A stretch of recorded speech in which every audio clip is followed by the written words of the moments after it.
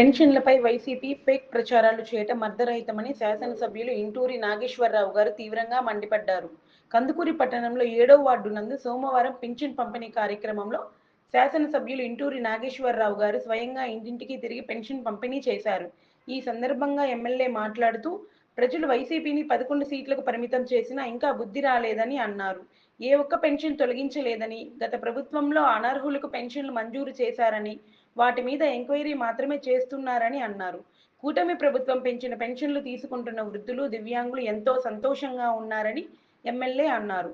ఈ రోజు ఒక లబ్ధిదారుని ఇంట్లో 15,000 రూపాయలు వికలాంగుల పెన్షన్, 4,000 విడో పెన్షన్ మొత్తం 19,000 రూపాయలు ఆ కుటుంబానికి అందజేయడంతో వారి కళ్ళల్లో ఆనందాన్ని చూస్తున్నామని అన్నారు. ఏ ఒక్క పెన్షన్ తొలగించవద్దని ముఖ్యమంత్రి చంద్రబాబు నాయుడు గారు అధికారులకు ఆదేశించారని అన్నారు. ప్రజలు వైకాపా ఫేక్ ప్రచారాలు నమ్మొద్దన్నారు. మరిన్ని అప్డేట్స్ కోసం మా ఛానల్ని సబ్స్క్రైబ్ చేయండి.